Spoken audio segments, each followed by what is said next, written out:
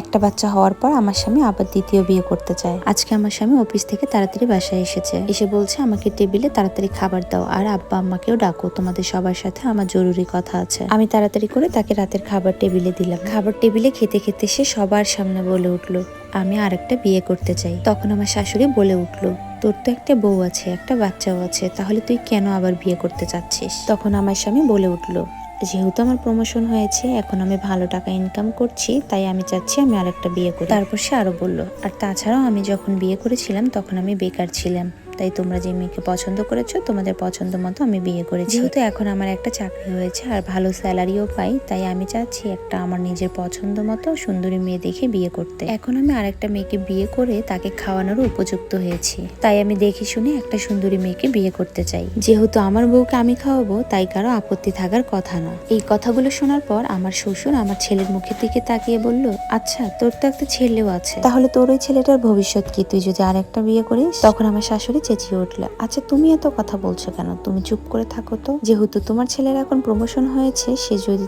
বিয়ে করতে চায়, তার বউকে পালতে পারে, তাহলে সে তার ছেলেকেও পালতে পারবে। তখন আমার স্বামী বলে উঠলো, আমার বউ আমার সন্তান, তারা যদি আমার এই ডিসিশন মেনে নিতে না পারে, তারা চাইলে এই বাড়ি থেকে চলে যেতে পারে, এতে আমার কোনো আপত্তি নেই। তার মুখে এই কথা শোনার পর আমি আমার ছেলেকে নিয়ে রুমে আসলাম। তারপর দেখতে দেখতে 2-3 দিন পার হয়ে গেল। এর মধ্যে আমি আমার স্বামীর সাথে কোনো প্রকার কথা বলি। তখন আমার স্বামী আমাকে ডেকে নিয়ে বলল, তুমি আমার সাথে কেন এমন করছো, আমার সাথে কেন কথা বলছো না, আমি কি কোনো ভুল কথা বলেছি? আমার এখন একটা ভালো জব হয়েছে, আমার প্রমোশন হয়েছে, আমি ভালো টাকা ইনকাম করি, তাই আমি একটা বিয়ে করতে চেয়েছি। আর তাছাড়া আমি তো তোমাকে স্বাধীনতা দিয়েছি, তুমি যেখানে ইচ্ছে সেখানে থাকতে পারো, তারপরেও কেন তুমি চুপ করে আছো? তুমি যদি মনে করো যে তুমি তোমার সতীনের সাথে থাকতে পারবে না, তার সাথে থেকে সংসার করতে পারবে না, তাহলে তুমি চলে যেতে পারো। তখন আমি এক বুক কষ্ট নিয়ে আমার স্বামীকে বললাম, যখন তোমার শূন্য পকেট ছিল তখন আমি হাত ধরে তোমার পাশে ছিলাম, তখন তুমি যতটুকু ইনকাম করতে ততটুকু নিয়েই আমি সন্তুষ্ট ছিলাম। যখন যেভাবে যা কিছু করতে বলেছো সেভাবেই করেছি।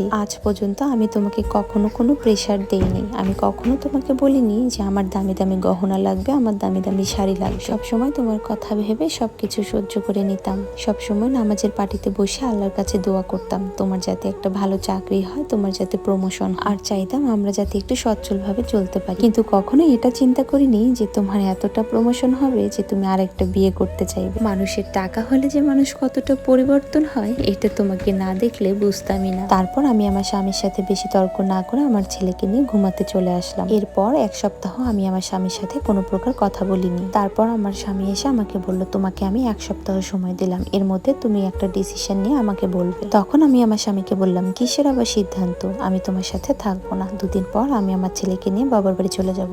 এটা ভেবো না যে ঝামেলা হিসেবে আমি আমার ছেলেকে তোমার কাছে রেখে যাব, একদম ফাঁকা করে দিয়ে যাব তোমার বাড়ি, যাতে তুমি তোমার নতুন বউকে নিয়ে সুখে শান্তিতে সংসার করতে পারো। তখন আমার শাশুড়ি এসে বলল, তোমার যেখানে ইচ্ছে তুমি সেখানে যেতে পারো, আমাদের কোনো আপত্তি নেই, কিন্তু আমার নাতিকে আমাদের বাসায় তোমাকে রেখে যেতে হবে। তুমি তোমার বাবার বাড়িতে চলে যাবে, কিন্তু তুমি আমার নাতিকে খাওয়াবে কি সেখানে? তখন আমি বলে উঠলাম, আমার বাবা মা যা খায় আমার ছেলেকেও আমি তাই খাওয়াবো, আর আমার মা বাবা আমাকে যে শিক্ষা দিয়েছে আমি আমার ছেলেকে সেই শিক্ষা দেব। আমি কখনোই চাই না আপনি আপনার ছেলেকে যে শিক্ষা দিয়েছেন সেই শিক্ষা আমার ছেলে পাক। তারপর আমি আমার ব্যাগপত্র গুছিয়ে আমার ছেলেকে নিয়ে আমার বাবার বাড়িতে চলে আসলাম। 1 সপ্তাহ যেতে না যেতেই আমার স্বামী আবার আমার বাবার বাড়িতে এসে হাজির। আমি আমার হাজবেন্ডকে বললাম, কি ব্যাপার, তুমি এখানে কেন? তখন আমার হাজবেন্ড আমাকে বলছে, তোমাদের ছাড়া আমার বাড়িতে 1 সেকেন্ডও কোথাও থাকতে পারছি না। যখন অফিস থেকে বাসায় ফিরি তখন তোমাকে না দেখে, আমার ছেলেকে না দেখে আমার অনেক বেশি কষ্ট হয়, আমি সত্যি আর নিতে পারছি না। এর আগেও তুমি কয়েকদিন আমার সাথে কথা বলোনি, কিন্তু তখন আমার কিছু মনে হয়নি, কারণ তুমি আমার ঘরে ছিলে। তখন আমি আমার স্বামীকে বলে উঠলাম, কেন,